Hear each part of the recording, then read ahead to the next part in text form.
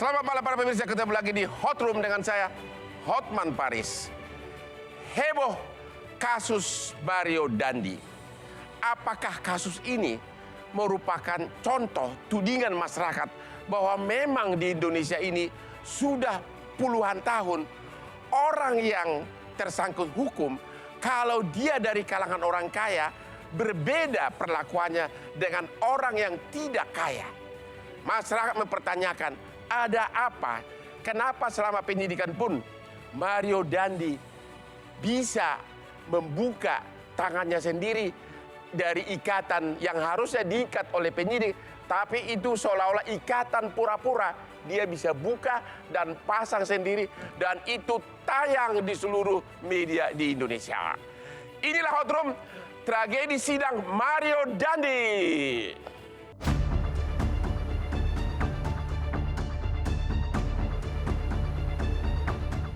Pengadilan Negeri Jakarta Selatan kembali menggelar sidang Mario Dandi dan Shane Lucas terkait dengan penganiayaan berat berencana terhadap David Ozora pada Selasa 4 Juli 2023. Pada sidang kali ini, Mario Dandi dan Shane Lucas masih saling memberikan kesaksian di depan majelis hakim.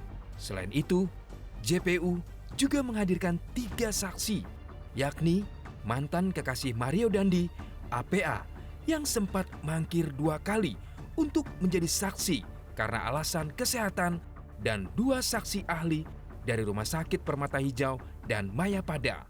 Dan yang terbaru, Mario Dandi juga ditetapkan sebagai tersangka oleh penyidik Polda Metro Jaya dalam kasus dugaan pencabulan terhadap anak AG dengan ancaman hukuman 15 tahun penjara. Bagaimana akhir dari sidang ini? Apakah hakim akan memberikan vonis yang adil bagi Mario dan Shane? Dan bagaimana dengan Shane yang meskipun tidak ikut melakukan penganiayaan, namun dianggap turut membantu Mario dalam perencanaan penganiayaan tersebut? Apakah Shane pantas mendapat hukuman yang sama dengan Mario? Dan bagaimanakah pendapat dari kuasa hukum David Ozora, kuasa hukum Mario Dandi, kuasa hukum Shane Lucas, kuasa hukum AG, pakar hukum pidana, dan juga ayahanda Shane atas polemik dalam persidangan?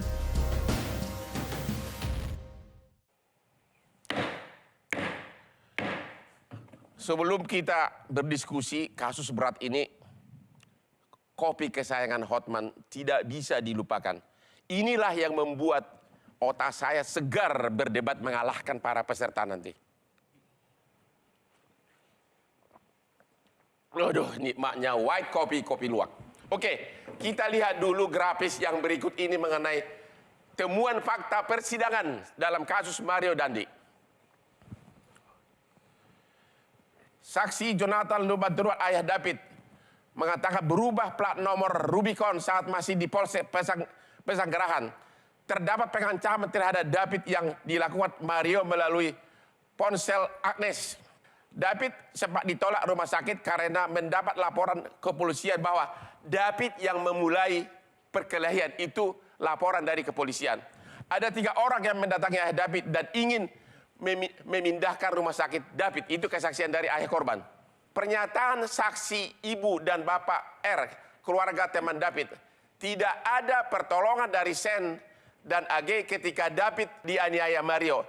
Pernyataan saksi security, Mario sangat emosi setelah melakukan penganiayaan terhadap David. Saksi security mengatakan Mario 3 kali mengganti pakaian setelah menganiaya David. Ada satu lagi, katanya di persidangan Mario keceplosan bahwa dia menyangkal dia memakai sel ruang tahanan mewah. Padahal saksi tidak menyinggung itu. Kok tiba-tiba dia keceplosan? Apakah benar dia diberikan sel mewah? Inilah temuan fakta persidangan. Pertanyaan kepada pengacara dari korban, pengacara dari David, yaitu Melissa Anggraini. Apakah kesaksian ini benar? Iya, jadi dalam persidangan waktu ayah David menjadi saksi pada saat itu memang banyak sekali pertanyaan-pertanyaan yang tidak relevan. Nah, yang agak lucunya pada saat Mario Dandi ini memberikan keberatan, dia memberikan keberatan sesuatu yang tidak dijelaskan oleh ayah David. Yaitu terkait adanya kemewahan atau privilege yang diterima dia pada Tiba-tiba dia ngomong sel mewah, padahal harusnya kan dia menanggapi ayah korban. Padahal ayah korban tidak ngomong sel mewah, tapi dia keceplosan. Iya, itu langsung disampaikan oleh hakim. Saksi ini tidak menyampaikan terkait itu. Terus komentar Anda, apakah benar dikasih sel mewah di tahanan? Nah, kita nggak tahu terkait itu, mungkin kuasa hukum dari Mario Dendi yang lebih memahami. Kalau kesaksian lain dari ayah korban apa?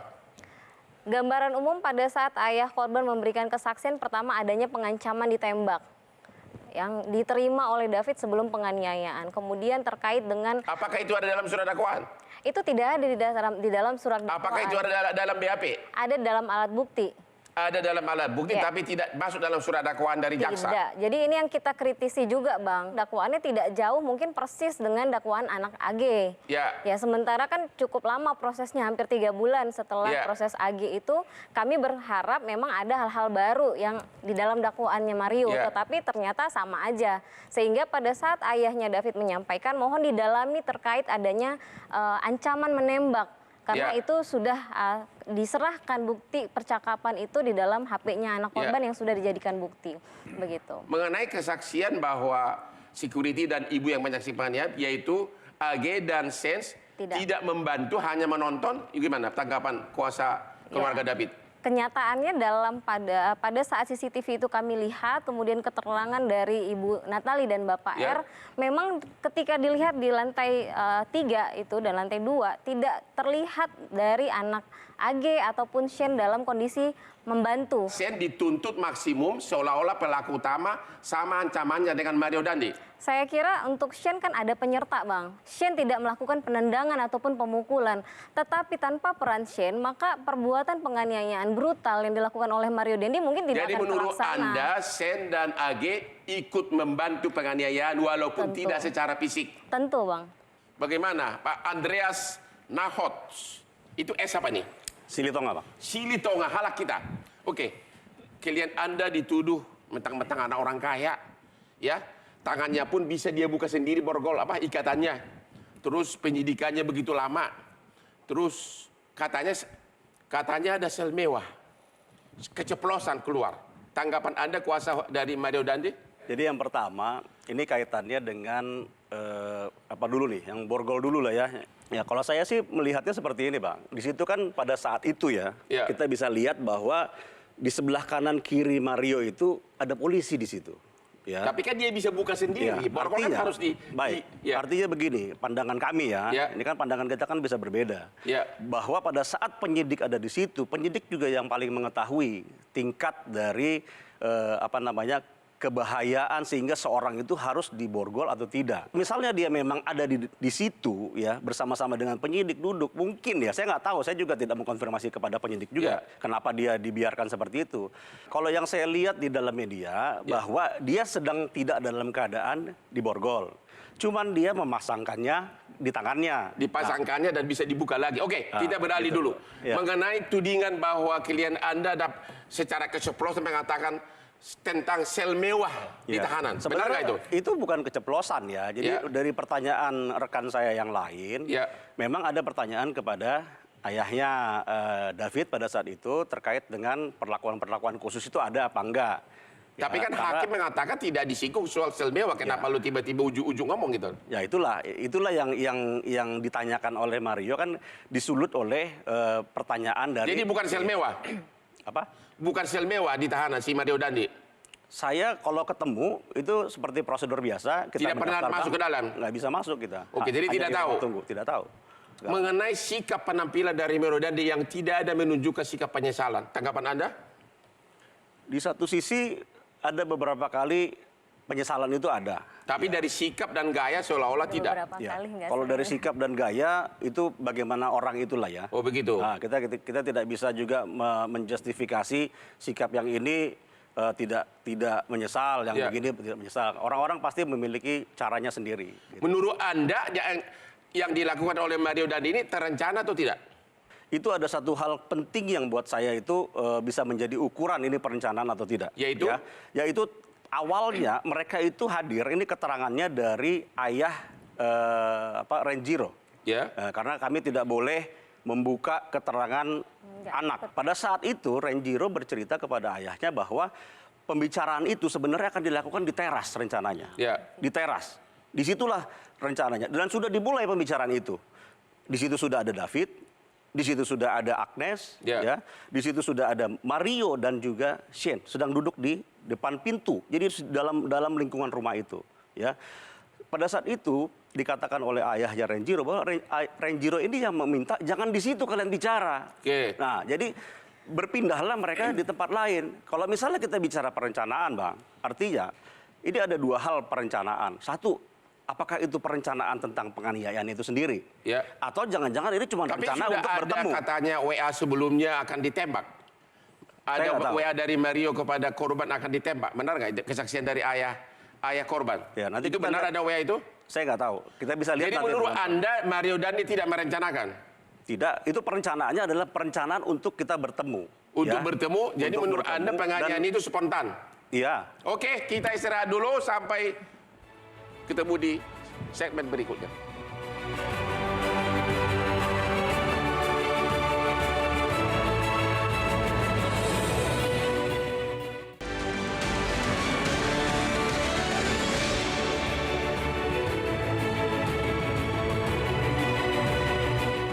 Ketemu lagi di Hot Room.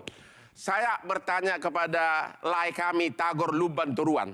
Pertanyaan pertama, Bapak ayahnya Shane Lucas ya? Betul. Menurut Bapak, anak Anda bukan pelaku utama atau ikut membantu atau apa? Nah, iya, tidak ikut membantu. Salah satunya sesudah kejadian, Ya. saya itu dapat informasi. Ya. Dan saya hari Senin itu kan pulang. Ya. Biasanya anak saya di rumah. Ya. Nah, saya telepon, dia nggak ada di rumah, ya kan? Jadi ya, di awal saya nemanin Dandi, dia berantem. Terus kamu ikut ngapain? Nggak ngapa-ngapain, tapi saya disuruh saksi. Itu di awal, di Persanggrahan. Disuruh saksi oleh siapa? Oleh polisi di Persanggrahan. Ya. Nah, itu disampaikan karena via telepon dia nggak di rumah. Lalu besok Selasanya itu saya belum pulang juga jam 10 ada telepon dari pihak Polres. Ya. Saya ditelepon dan saya tanya balik. Ya. Kok ada di Polres anak saya? Ada apa, Bu? Ada berantem temannya Sen. Ya. Loh, anak saya lakukan apa? Nggak ada, Pak. Hanya saksi doang. Jadi kita proses dulu. Nah, Ya. jadi Bapak besok hari Rabu datang. Ya.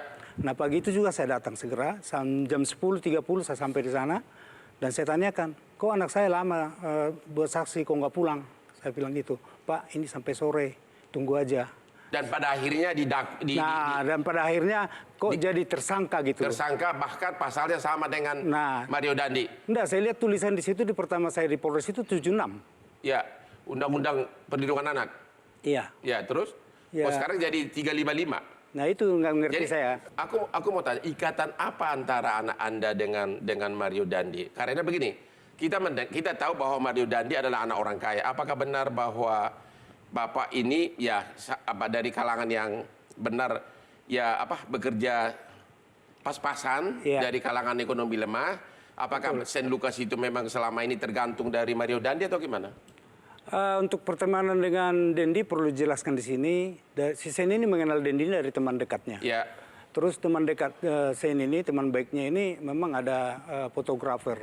Nah, jadi ada permintaan, adalah proyek itu. Apakah sering dikasih kerjaan, dapat duit atau apa? Bukan, jadi sesudah dikenalkan disitulah Shane mengenal Dandi ini. Oke. Nah, dan Shane itu cerita sama saya, ayah saya ada kenal baru, dikenalkan teman saya. Ya. Nah, dia minta foto, jadi anak orang kaya loh. Oke, anak orang kaya. Jadi apakah Bapak merasakan mentang-mentang saya dari keluarga miskin, kok anak saya berubah menjadi seolah-olah pelaku utama? Ada nggak perasaan begitu? Tentu ada perasaan itu, karena di perlakuan Shane pun, di TKP pun sudah terbukti tidak melakukan apa-apa. Dia tidak melakukan apa-apa, dan dia videokan pun itu terpaksa. Oh gitu? Iya. Oke, jadi Anda tetap tidak setuju pasal yang dituduhkan? Iya. Pengacara dari Shane Lucas, Daniel Fridolin Sihombing lagi. Oke, gimana tanggapan Anda bahwa klien Anda Shane Lucas didakwa dengan pasal yang sama dengan Mario Dandi, walaupun dia mungkin penyertaan, tapi kan pasalnya itu seolah-olah ikut membantu, padahal masih ada pasal 531 kalau hanya menonton tidak membantu cuma 3 bulan penjara. Tanggapan Anda? Ya betul, kami pada dasarnya juga sebenarnya sebelumnya kan kita juga ada kaget ya, karena waktu di Polsek maupun di Polres itu kita dikenakannya pasal 76, lalu begitu di Polda kita dinaikkan sampai 355, Jungto pasal 56, Bang. Nah, begitu di dakwaan dinaikkan lagi jadi Jungto 55. Gitu. Jadi 55 ini tadinya belum pernah ada, tiba-tiba ditimbulkan. Apa yang membuat sehingga Shane Lucas menjadi pasalnya disamakan dengan Mario Dandi? Apa perbuatan apa di BAP? Jujur aja ketika kami mempelajari perkara ini, kami tidak melihat satupun alasan kenapa pasal ini harus dituduhkan kepada klien kami. Jadi tujuannya apa ini? Apa motivasi di belakang ini? Apakah agar si Mario Dandi ringan atau gimana? Jelas kami tidak bisa menilai seperti itu, Bang. Begitu? Iya. Jadi Anda tidak puas juga atas pasal yang dituduhkan? Betul. Sekarang ke pengacara dari AG. Oh, kalau ini bukan Batak ini, Mangata Toding Allo. Dari mana? Toraja, Bang. Toraja, oke. Apakah Anda puas? Pastinya kami tidak puas, Bang. Karena ini sangat bertentangan dengan rekomendasi PK Bapas. Anak itu rules-nya beda. Ada undang-undang SPPA, ada PA. Masuk ke fakta, ini juga sangat tidak adil buat kami, karena AG itu tidak tahu menahu kalau Mario Dandi mau mukulin anak David sebenarnya. Banyak lagi ada inisiatifnya memang muncul dari MDS, bukan dari AG, itu sudah diakui juga sama MDS. Jadi ketika AG ditarik-tarik untuk ikut merencanakan, kami jadi mempertanyakan ini, Bang. Kenapa AG sampai harus diperlakukan seperti ini? Karena kami lihat posisi anak AG ini tidak adil ketika harus diperlakukan seperti orang dewasa dan ikut merencanakan.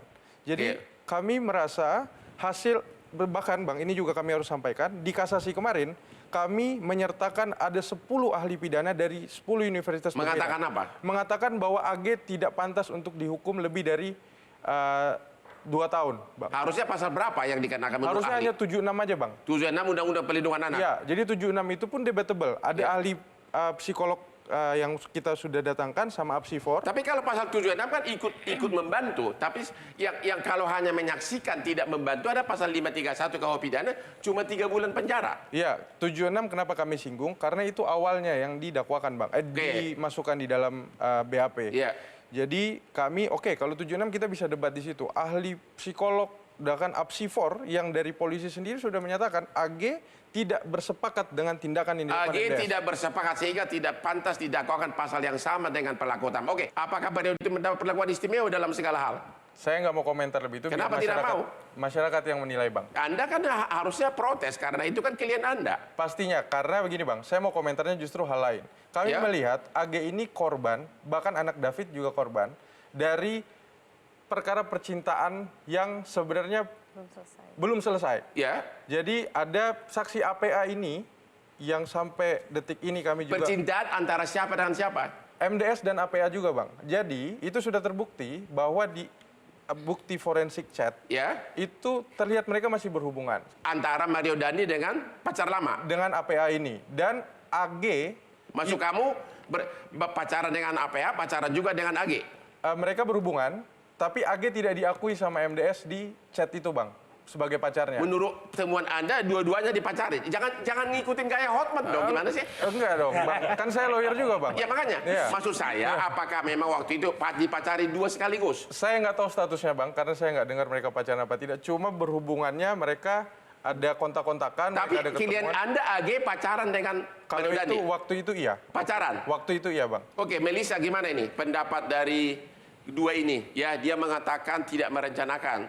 Dia mengatakan tidak ada sel mewah. Dia mengatakan tidak ada perlakuan istimewa.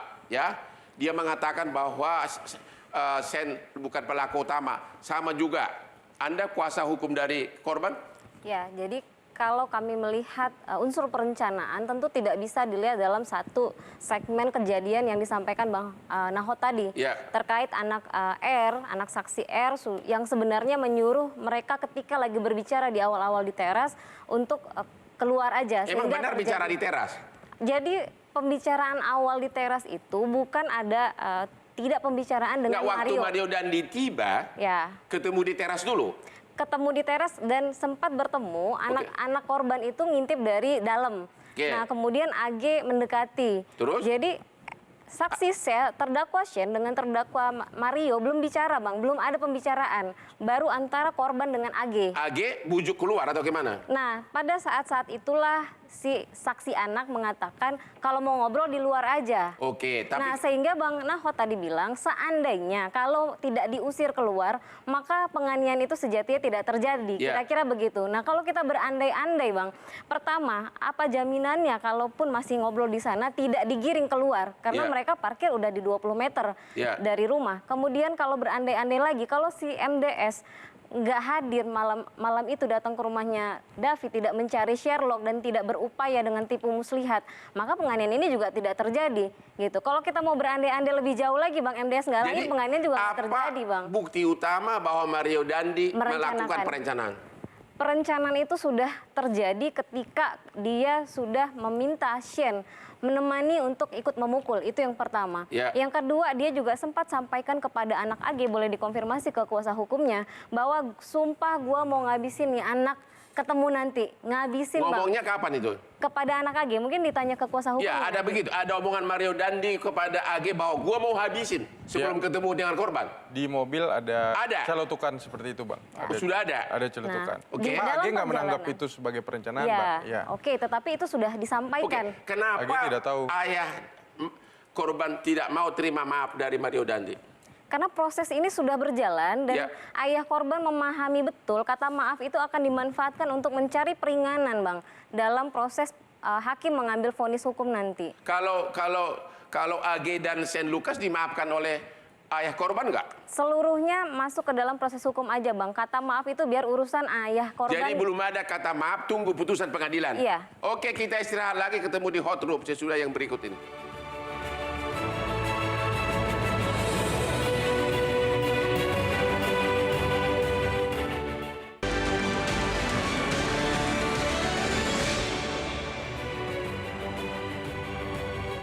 Debat hukum tidak pernah ada akhirnya. Dan satu-satunya cara agar kita tetap segar, minum kopi kesayangan Hotman Paris, white kopi, kopi luwak. Segar banget. Bapak ahli hukum pidana, Abdul Fikar Hajar. Ada dua, dari pengamatan Bapak, apakah memang Mario Dandi merencanakan? Yang kedua, apakah pantas Agnes dan Shane Lucas didakwa juga pasal yang sama, yaitu penyertaan dengan pasal 355, atau harusnya pasal 531 yang menyaksikan tapi tidak membantu. Menurut Bapak ahli hukum pidana gimana? Ya, tafsir tentang satu kejadian itu sepenuhnya ada pada profesi yang melakukan itu. Jaksa umpamanya, jaksa itu memang tugasnya akan menuntut. Jadi dia mencari yang paling berat. Ya, bagian-bagian dari kejadian yang bisa membuktikan bahwa yang dia dakwa adalah memang pelakunya. Nah, karena itu kemudian dia menuntut yang menurut maksimal. Anda sebagai ahli hukum dari pengamatan Bapak pribadi, karena ini kan sudah kasus publik. Mana yang tepat? Ya seharusnya pasal berapa kepada pelaku utama maupun kepada AG dan Lucas? Menurut Anda sebagai ahli hukum, terlepas dulu apa kata jaksa? Ya, kalau menurut saya karena ada waktu ada waktu tenggang yang agak lama dari pelaksanaan perbuatan dengan niatnya, maka saya kira itu bisa disimpulkan ada perencanaan. Apalagi ada perencanaan dari Mario Dandi. Karena ada waktu dari mulai dia berniat sampai pelaksanaan. Oke, ada waktu. Oke, bagaimana dengan dua yang membantu ini, AG sama Shane Lucas? Pasal mana yang tepat untuk dua ini? Nah, gini, mestinya bagi mereka yang membersamai orang yang akan melakukan, dia melakukan pencegahan sebenarnya. Harusnya itu hukum pidana 531, oke. Tapi kalau sampai ikut 55 penyertaan, tepat nggak?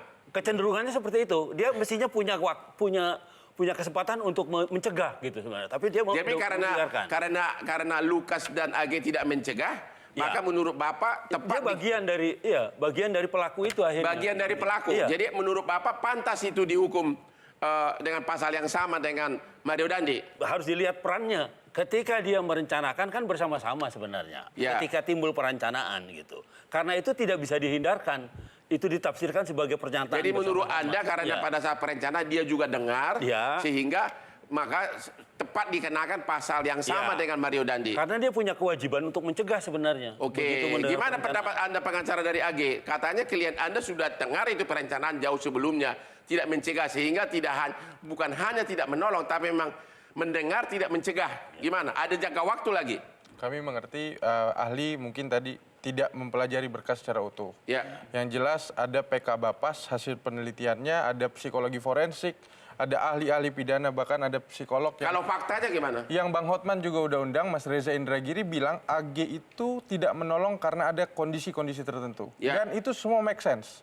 Jadi faktanya, dan Mas Reza Indragiri cukup objektif, Bang. Kami pro bono juga sama beliau. Dan dia menyampaikan bahwa AG itu tidak tahu menahu juga, Bang. Maksudnya dia ada menyimpulkan kondisi psikologis kenapa AG, anak 15 tahun, tidak menolong dan tidak mencegah. Jadi banyak rangkaian, mungkin ahli pidana harus, nanti saya akan share putusannya. Atau mungkin karena mungkin AG ini maupun Lukas tidak menyangka bakal penganiayaannya sesadis itu. Begitu. Ya, cuma kita sudah kecolongan dengan tuntutan jaksa yang luar biasa menghardik anak kecil ini, mungkin Shane juga gitu. Tanpa mengesampingkan kondisi anak David, kami juga melihat harus objektif JPU dalam menentukan peran masing-masing pelaku. Apakah menurut Anda bahwa klien Anda maupun AG diperlakukan di maksimum sementara Mario Dandi itu diperlakukan istimewa? Kan kita bisa melihat ada ketidakwajaran. Kita kan sama-sama pengacara tahu ada yang aneh gitu loh. Menurut Anda? Tanpa menuduh secara langsung ya Bang ya, tapi maksudnya mungkin ada tangan-tangan lain, saya nggak menuduh Mario, tapi ada tangan-tangan lain yang mungkin membuat kami jadi dianggap setara dengan pelaku utama, itu aja. Dan apakah klien Anda benar dibantu sampai hari ini? Enggak ada sama sekali. Enggak ada sama sekali? Nggak ada sama sekali. Begitu? Iya Papa. Apakah anak Bapak dibantu oleh Mario Dandi? Tidak ada, Pak. Nggak ada? Dibiarkan aja begitu? Dibiarkan. Gimana pendapat Bapak tentang Mario Dandi ini? Sebagai orang tua dan yang perannya anak saya, yang saya lihat itu Dandi ini harus bertanggung jawab dengan perbuatannya. Salah satunya anak saya sendiri jadi terganggu kuliah, kan, jadi nggak sekolah. Terus saya sendiri jadi tersita waktu untuk mendampingi anak saya terus. Nah, dengan hal itu pun tuduhan-tuduhan jaksa yang dibuat seperti itu, saya pikir itu nggak pantas gitu, karena tidak melakukan. Kalau dikatakan tadi tidak menghalau, justru Sen itu menghalau 2 kali. Dan di awal pun suruh push up, si Sen itu sudah berusaha biar cepat selesai. Jadi Sen menyesal nggak? Ada penyesalan nggak? Oh, menyesal sekali, karena saya tanya kenapa kamu ikut di situ. Saya nggak tahu bahwa itu nggak tahu bakal sesadis itu begitu. Oke, saya pertanyaan berikutnya. Akan ada di sini gugatan dalam dakwaan ada ganti rugi restitusi ya. Dalam petitum amar putusan dari hakim menyatakan di samping menghukum masuk penjara, tapi juga menghukum membayar ganti rugi 120 miliar atau sebagian. Apakah Dandi akan bayar? Dan kalau tidak ada duitnya, gimana? Apakah bapaknya akan bantu? Ya, kami belum sejauh itu, Bang. Cuman pada prinsipnya, kalau kita bicara restitusi, itu sudah ada aturan yang sangat jelas. Yaitu yang melakukan restitusi itu adalah pelaku. Kalau misalnya pelakunya masih kecil, orang tuanya lah yang membayar. Tapi ini kan udah dewasa. Makanya menurut Anda karena Mario Dandi sudah dewasa, tidak punya duit, emang gue pikirin berapa kayak dihukum nggak akan dibayar gitu? Akan dibayar. Makanya apa? Dengan apa yang dia punya. Paling laku 300 juta. Ya. Makanya kalau misalnya kemarin ini kita bicara juga tentang perhitungan LPSK, LPSK kan juga sudah melakukan perhitungan, dan yang kami lihat juga di media, LPSK ini justru lebih dari itu ya, tidak hanya melakukan gitu. Enggak, lebih dari itu dia melakukan perhitungan. Itu secara material. Menurut Anda terlalu besar 120 miliar. Iya, satu sisi ya. Oke, Melissa. Kalau dia tidak punya uang, apa upaya hukum Anda? Di dalam Perma nomor 1 tahun 2022 dimungkinkan ada pihak ketiga yang bisa mengambil alih. Kalau dia mau, kalau nggak mau. Nah ini dia Bang, dari awal persidangan sudah menjadi fakta hukum disampaikan oleh kuasa hukum Mario Dandi bahwa di awal-awal mereka ini berkali-kali ingin membantu, ingin menyelesaikan, ingin damai. Anda sadar nggak bahwa kalau nanti divonis membayar ganti rugi entah berapapun, kalau Mario Dandi tidak punya uang, jaksa tidak bisa apa-apa. Anda sadar nggak tuh? Iya, kita tahu. Jadi kita serahkan saja mau dibayar, mau enggak. Maka Kenapa ini akan Anda tidak gugat dari awal? Dulu kan pernah saya omongin, gugat aja semuanya, gugat bapaknya, gugat semua pelakunya, maka ganti itu rugi. akan Kenapa nggak gugat? maka itu akan jadi prematur, Bang, karena belum ada putusan hukumnya terkait kerugian yang dialami hari ini. Ya. Sehingga jalan yang bisa kita tempuh di awal di dalam koridor hukum ini adalah restitusi. Nah, ini akan menunjukkan bahwa apakah mereka benar-benar memiliki wujud penyesalan yang mereka sampaikan sampai 3 kali, 4 kali. Nah, kalau Saya akan mau masuk penjara 2 bulan untuk daripada bayar 120 miliar. 120 miliar itu udah 10 Lamborghini loh. Ya, tetapi ini akan dilihat, Bang, oleh majelis hakim, oleh publik, bagaimana bentuk perwujudan kata maaf. Ya. Jadi Anda bakal dapat pepesan kosong suatu saat. Ini yang kita akan sampaikan di sini tuh terkait restitusi adalah seberapa serius negara memperjuangkan hak korban dalam restitusi. Kalau memang tidak bisa dieksekusi, dihapus aja pasal terkait Ya memang restitusi tidak ini, bisa Bang. di teorinya, Gitu. benar kan Pak ya? Kalau memang siapapun dihukum ganti rugi, satu-satunya pembayarannya dari aset pribadinya. Kalau divonis menghukum Mario Dandi, kalau amarnya begitu, tidak disebutkan menghukum bapaknya, menghukum Mario Dandi. Misalnya 50 miliar. Mario Dandi bilang, emang gue pikirin, gue nggak punya uang. Apa solusinya? Nggak ada kan? Ya, kalau sekarang ya, tapi kan dia sebenarnya kan ahli waris dari orang tua yang kaya itu. Gitu. Ya, ahli waris Belum muncul memang. ya 50 tahun lagi belum tentu meninggal. Ya, belum muncul. Tetapi tanggung jawab orang tua kan. Tapi Anda setuju seseorang yang dihukum ganti rugi pidana restitusi, kalau dia tidak punya aset maka tidak wajib bayar. Kan gini, eksekusi itu harta yang ada dan yang akan ada. Oke, kita istirahat lagi. Harta yang akan ada, apakah Mario Dandi punya harta 120 miliar 5 atau 10 tahun lagi? Kita lihat nanti, tunggu putusan pengadilan. Kita istirahat dulu.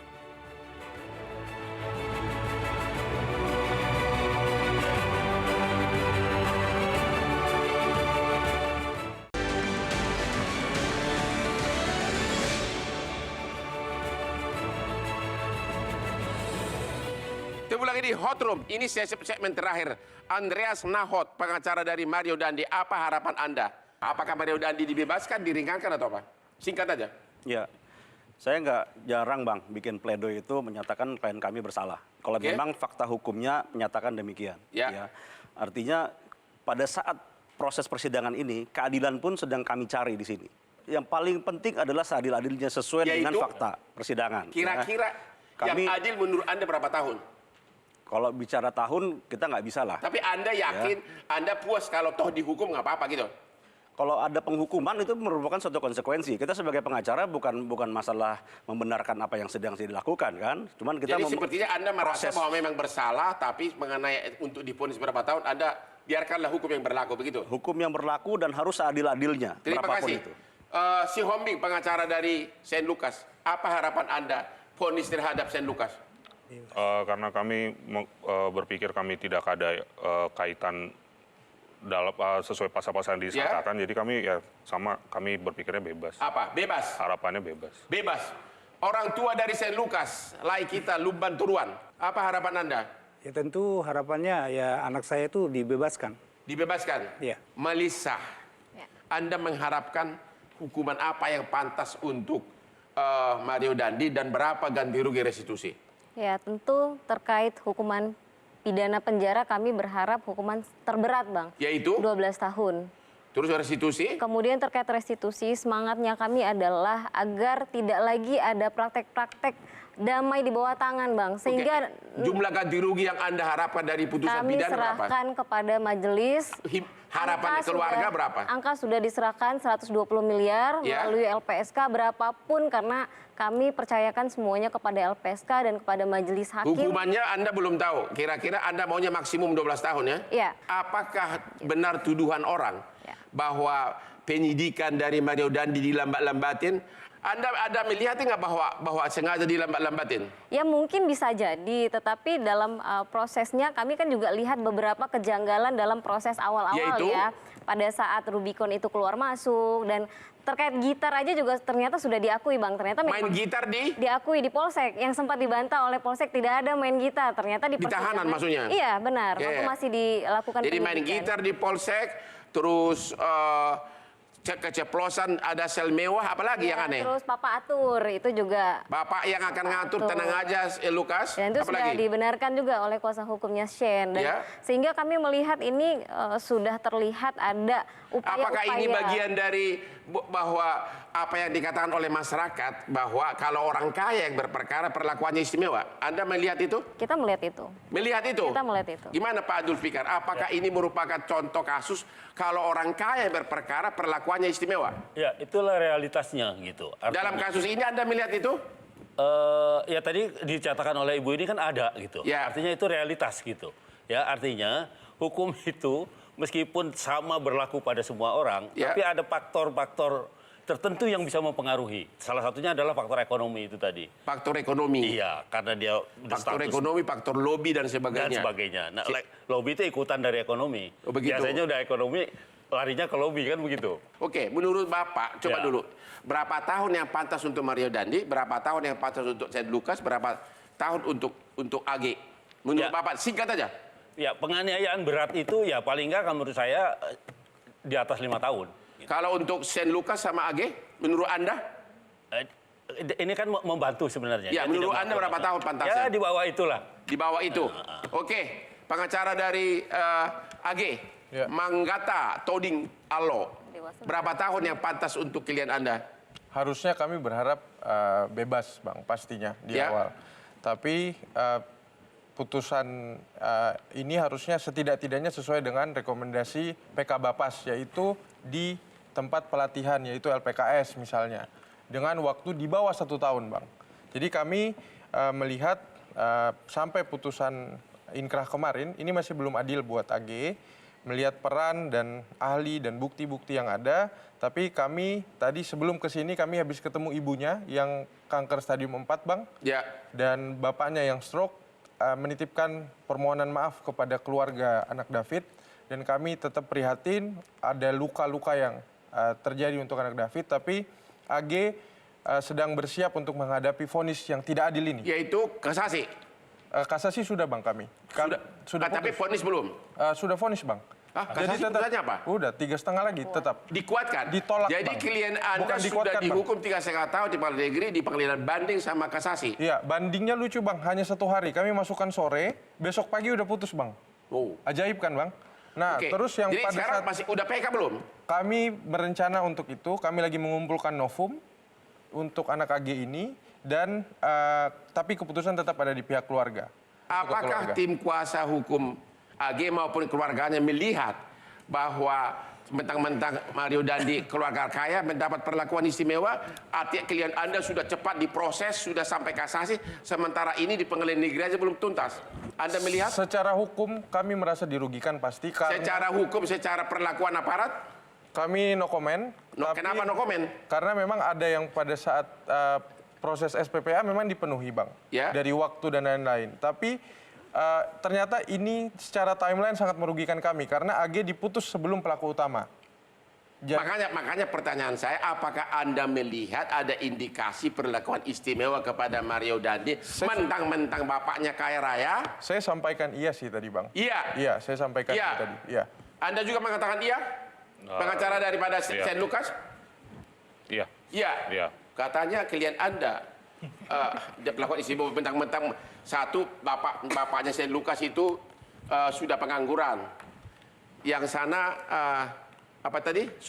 Sakit orang tuanya. Jadi benar-benar dari keluarga tidak mampu. Sudah diponis. Sementara klien Anda Mario Dandi lisoi main gitar di tahanan. Dan gimana pendapat Anda? Ya, Bang, jelas dulu nih yang main gitar siapa? Ya, katanya bukan klien kami. Shane Lucas. Itu satu. Oke. Satu hal ya. Tapi di hadapan Mario Dandi dan Agnes. Ya, gimana?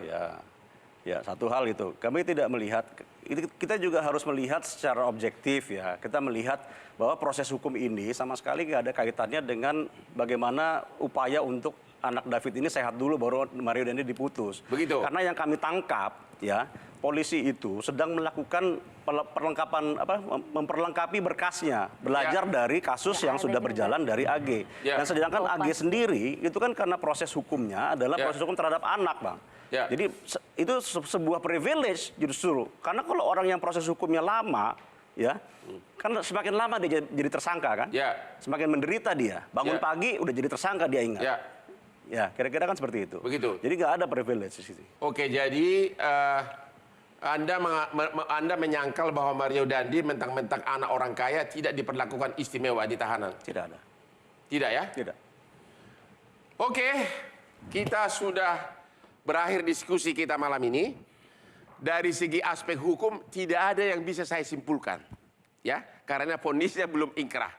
Yang pasti masyarakat menunggu apakah benar selama ini sinyalemen masyarakat katanya keadilan itu hanya berlaku untuk masyarakat yang ekonomi kuat, ya. Kita akan melihat nanti apakah dalam putusan final nanti terhadap Mario Dandi ada perlakuan istimewa untuk membuktikan apakah tuduhan masyarakat bahwa kalau keluarga kaya perlakuannya berbeda. Kita hanya bisa menunggu. Kita tidak dapat menyimpulkan sekarang ini. Demikianlah akhir dari diskusi kita malam ini. Jangan lupa menonton Hot Room Metro TV setiap hari Rabu jam 9.30 malam yang hot-hot. Yuk silakan pakai depan.